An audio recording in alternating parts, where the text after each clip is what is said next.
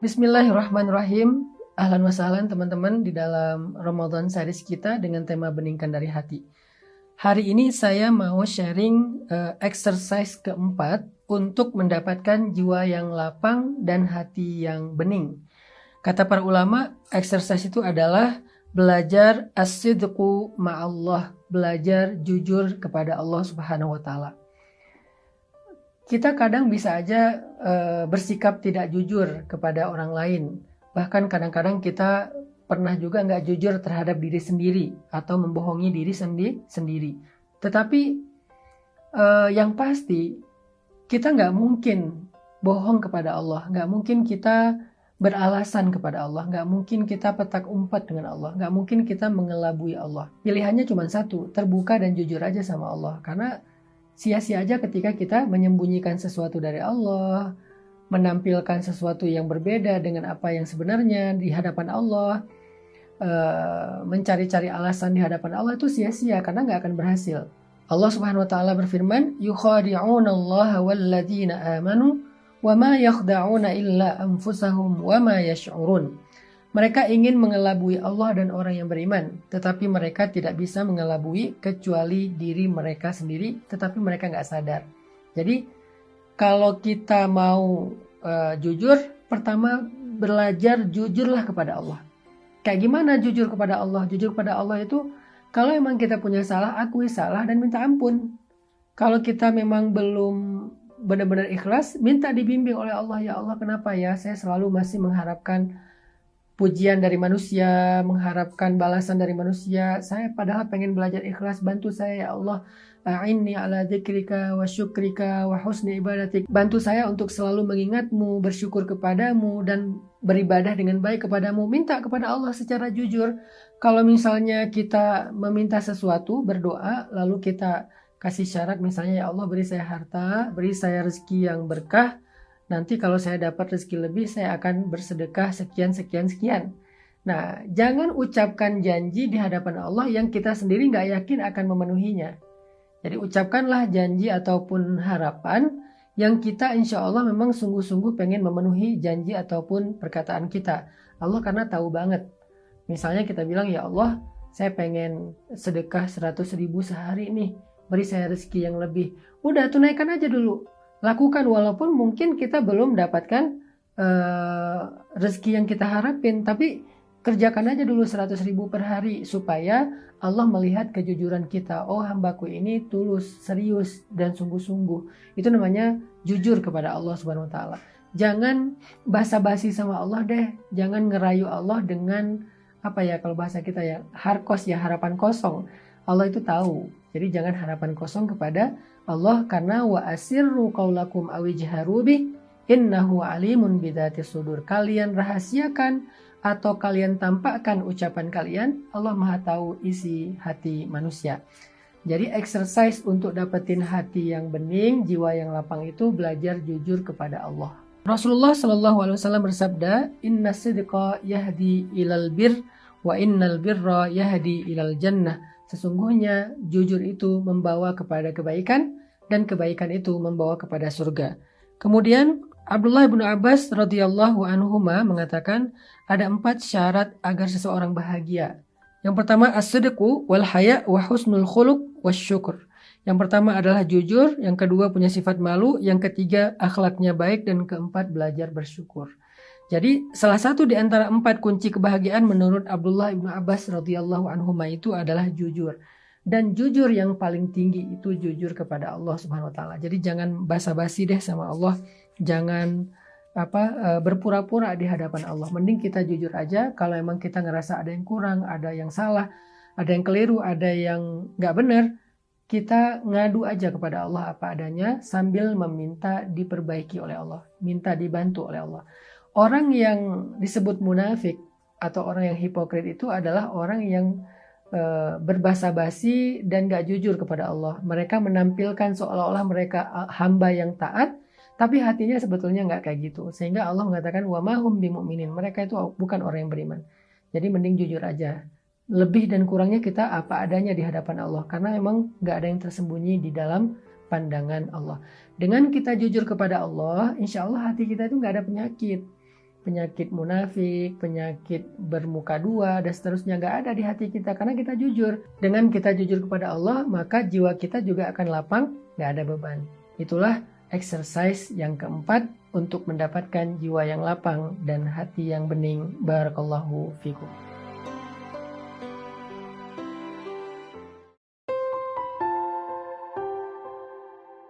Bismillahirrahmanirrahim. Selamat datang teman-teman di dalam Ramadan series kita dengan tema beningkan dari hati. Nah, hari ini saya akan sharing tentang exercise kelima agar kita mendapatkan jiwa yang lapang dan hati yang bening. Kata para ulama, exercise yang kelima itu adalah belajar waro.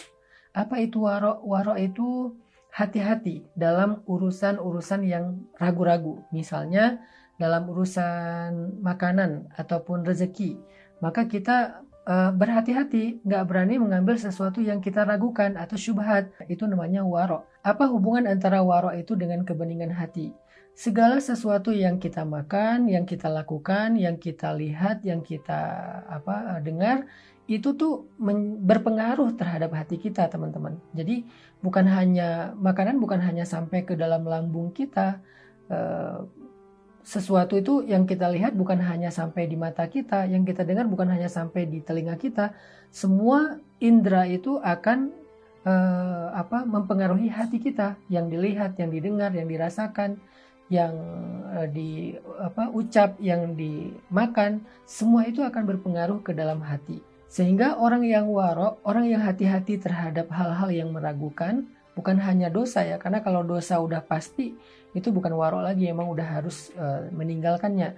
Tapi ini yang ragu-ragu, dosa nggak ya, boleh nggak ya, bahaya nggak ya, ini haram nggak ya. Nah, yang ragu-ragu aja ditinggalin, maka orang ini insya Allah hatinya sangat bening, dadanya sangat lapang, karena dia tidak membiarkan ada satupun noda ataupun keburukan masuk ke dalam hati itu. Walaupun noda dan keburukan itu masih abu-abu, nggak jelas-jelas hitam gitu. Ini sifat orang yang luar biasa kesolehannya. Makanya Nabi SAW menjelaskan tentang makna waro dengan sebuah hadis, tinggalkan apa yang membuat engkau ragu kepada apa yang membuat engkau tidak ragu. Jadi yang ragu-ragu itu, yang abu-abu, yang nggak jelas boleh atau enggaknya, ditinggalin sama orang yang waro. Dalam hadis yang lain, Nabi SAW bersabda, la yablughul abdu darajatal muttaqin hatta yada'a ma la ba'sa bih makhafatan ma bihi ba's. Tidaklah seorang hamba mencapai derajat ketakwaan sampai dia meninggalkan apa-apa yang boleh karena takut di dalamnya ada yang tidak boleh. Jadi dia meninggalkan yang boleh karena takut ada hal yang diragukan di dalamnya itu nggak boleh. Itu tuh takwa. Nah, di bulan Ramadan kita belajar tentang takwa seperti itu, di mana kita meninggalkan makan dan minum, padahal itu boleh, halal. Rezeki yang kita dapatkan dengan cara yang halal, tapi kita nggak makan di siang hari, nggak minum di siang hari. Di situ kita belajar waro, meninggalkan yang boleh karena khawatir ini ada yang nggak boleh di dalamnya. Dalam urusan bermuamalah sosial gitu ya, dalam urusan sosial, orang yang waro itu adalah orang yang meninggalkan hal-hal yang dia ragukan dalam hubungan, dalam komunikasi.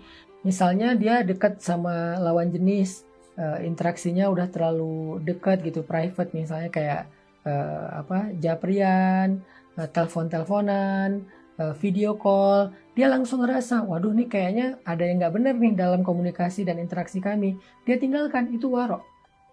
Dia nggak membenarkan dengan kalimat, kami nggak pacaran kok, tapi kok mesra, kami bukan siapa-siapa kok statusnya, tapi kok dekat. Nah, ini orang yang nggak waro. Orang yang waro itu begitu ada keraguan di dalam dirinya, dia tinggalkan. Ragu tentang apa? Boleh atau tidak, halal atau haram, baik atau buruk. Dia ragu. Kalau yakin buruk udah pastilah. Tapi dia ragu aja, dia tinggalin. Nah, inilah yang disebut dengan waro, dan waro itu adalah exercise untuk mendapatkan jiwa yang lapang dan hati yang bening, insya Allah. Barakallahu fikum.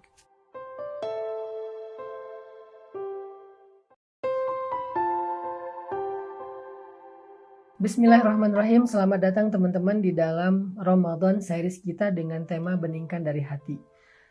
Exercise yang keenam untuk mendapatkan jiwa yang lapang dan hati yang bening. Apa itu? Qaulun ma'rufun, ucapan yang baik-baik aja. Kata Nabi SAW, Qul khairan aw litasmut. Katakan yang baik-baik atau diam aja. Nah, ucapan kita itu ternyata sangat berpengaruh kepada hati dan jiwa kita. Banyak loh orang yang seharian itu bete, bahkan bikin orang lain bete, itu dia bingung kenapa kok seharian ini saya bete, perasaan gak ada masalah. Ternyata kalau dia sadar, bete-nya dia itu muncul setelah dia beberapa kali bicara hal-hal yang gak baik.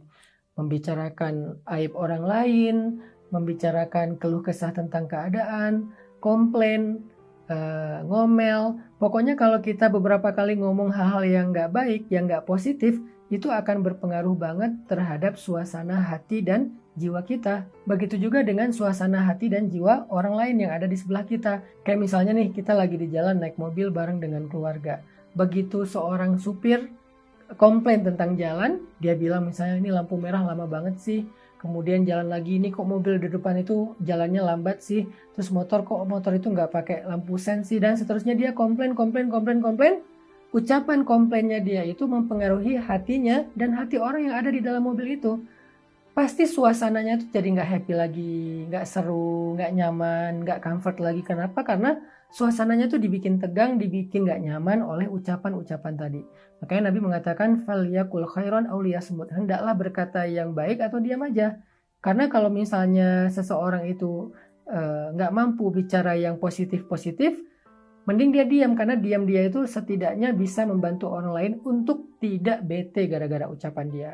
Ini juga sama pasangan nih. Pas lagi ada quality time bareng keluarga, usahain semua yang kita ucapkan dalam kondisi itu tuh yang baik-baik, teman-teman, yang positif. Kita bicara tentang hal-hal yang menyenangkan, kita bicara tentang kebaikan Allah, tahadus bin ni'mah, kita bicara tentang hal-hal yang lucu, apapun lah, yang penting menyenangkan. Jadi aura kita tuh positif. Dengan aura positif yang kita ekspresikan lewat tutur kata, insya Allah itu akan menjaga suasana hati dan jiwa kita dan orang lain yang ada di sekitar kita. Itu tips yang luar biasa dari para ulama, yaitu hifdzul lisan atau qaulun ma'rufun. Bahkan kata Nabi, qaulun ma'rufun shadaqah. Ucapan yang baik itu sedekah, walaupun gak harus tentang ibadah. Asal menyenangkan hati. Ketika kita ketemu orang, kita memujinya, kita lihat sesuatu yang menarik dari dia, kita katakan, oh bajunya bagus banget, makin langsing aja, apa dan seterusnya. Kita senangkan hatinya dengan ucapan yang baik, maka kita sedang mentransfer energi positif lewat ucapan kita ke dalam hati orang yang ada di depan kita, termasuk kepada diri kita sendiri. Mudah-mudahan kita bisa latihan ya, tentang nggak ngomong kecuali yang menyenangkan, yang baik, yang positif, yang memotivasi kepada hal-hal yang baik juga. Barakallahu fikum.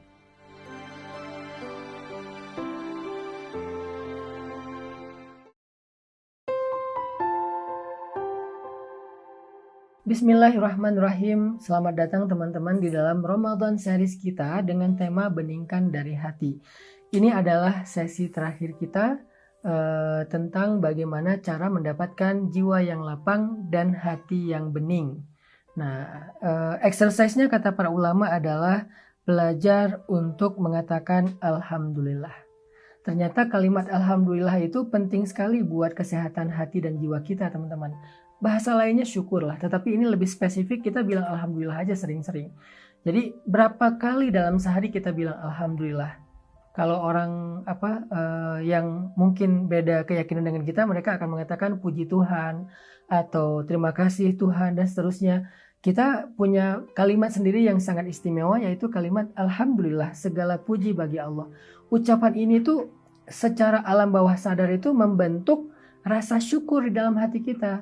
Jadi bukan syukur, tapi bilang dulu Alhamdulillah, nanti kita akan jadi orang yang bersyukur.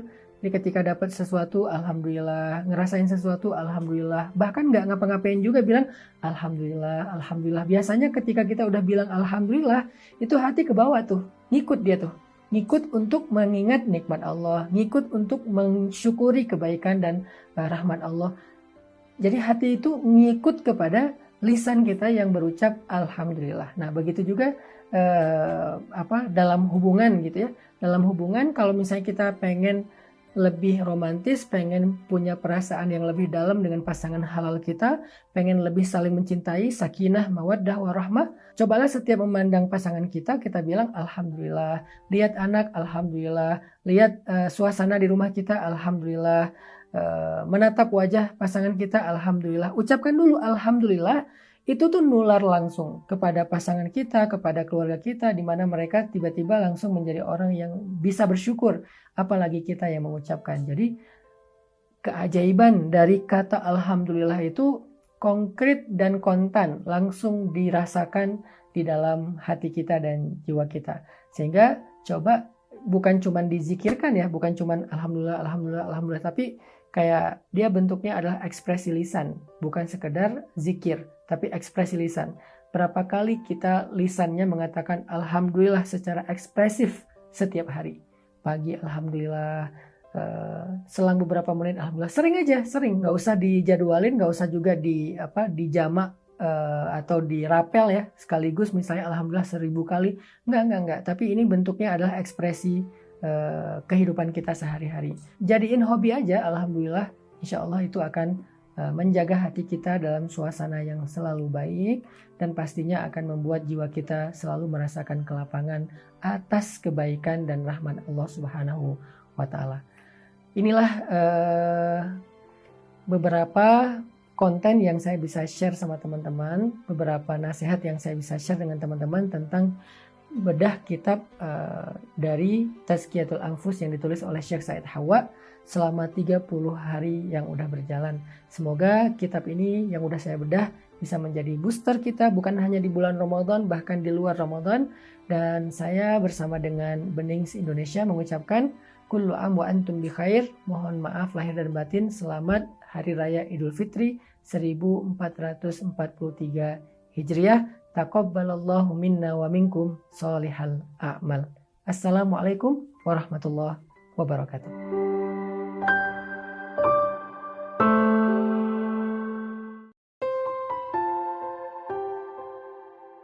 Bismillahirrahmanirrahim. Selamat datang teman-teman di dalam Ramadan series kita dengan tema beningkan dari hati. Ini adalah sesi terakhir kita tentang bagaimana cara mendapatkan jiwa yang lapang dan hati yang bening. Nah, exercise-nya kata para ulama adalah belajar untuk mengatakan alhamdulillah. Ternyata kalimat alhamdulillah itu penting sekali buat kesehatan hati dan jiwa kita, teman-teman. Bahasa lainnya syukurlah, tetapi ini lebih spesifik, kita bilang alhamdulillah aja sering-sering. Jadi berapa kali dalam sehari kita bilang alhamdulillah? Kalau orang yang mungkin beda keyakinan dengan kita, mereka akan mengatakan puji Tuhan atau terima kasih Tuhan dan seterusnya. Kita punya kalimat sendiri yang sangat istimewa, yaitu kalimat alhamdulillah, segala puji bagi Allah. Ucapan ini tuh secara alam bawah sadar itu membentuk rasa syukur di dalam hati kita. Jadi bukan syukur, tapi bilang dulu alhamdulillah, nanti kita akan jadi orang yang bersyukur. Jadi ketika dapat sesuatu, alhamdulillah. Ngerasain sesuatu, alhamdulillah. Bahkan nggak ngapa-ngapain juga bilang alhamdulillah, alhamdulillah. Biasanya ketika kita udah bilang alhamdulillah, itu hati ke bawah tuh, ngikut dia tuh. Ngikut untuk mengingat nikmat Allah, ngikut untuk mensyukuri kebaikan dan rahmat Allah. Jadi hati itu ngikut kepada lisan kita yang berucap alhamdulillah. Nah, begitu juga dalam hubungan gitu ya. Dalam hubungan kalau misalnya kita pengen lebih romantis, pengen punya perasaan yang lebih dalam dengan pasangan halal kita, pengen lebih saling mencintai, sakinah, mawaddah, warahmah, cobalah setiap memandang pasangan kita bilang alhamdulillah. Lihat anak, alhamdulillah. Lihat suasana di rumah kita, alhamdulillah. Menatap wajah pasangan kita, alhamdulillah. Ucapkan dulu alhamdulillah.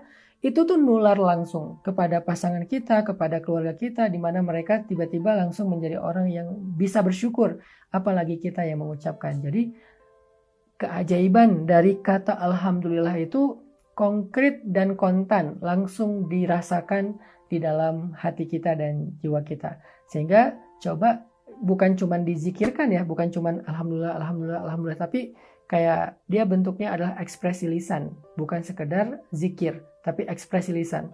Berapa kali kita lisannya mengatakan alhamdulillah secara ekspresif setiap hari. Pagi alhamdulillah, selang beberapa menit alhamdulillah, sering, nggak usah dijadwalin, nggak usah juga dijamak atau dirapel ya sekaligus, misalnya alhamdulillah 1000 kali, enggak, tapi ini bentuknya adalah ekspresi kehidupan kita sehari-hari. Jadiin hobi aja alhamdulillah, insya Allah itu akan menjaga hati kita dalam suasana yang selalu baik, dan pastinya akan membuat jiwa kita selalu merasakan kelapangan atas kebaikan dan rahmat Allah Subhanahu wa Ta'ala. Inilah beberapa konten yang saya bisa share sama teman-teman, beberapa nasihat yang saya bisa share dengan teman-teman tentang bedah kitab dari Tazkiyatul Anfus yang ditulis oleh Syekh Said Hawa selama 30 hari yang udah berjalan. Semoga kitab ini yang udah saya bedah bisa menjadi booster kita bukan hanya di bulan Ramadan, bahkan di luar Ramadan. Dan saya bersama dengan Benings Indonesia mengucapkan kullu am wa antum bi khair. Mohon maaf lahir dan batin. Selamat Hari Raya Idul Fitri 1443 Hijriah. Taqabbalallahu minna wa minkum sholihal a'mal. Assalamualaikum warahmatullahi wabarakatuh.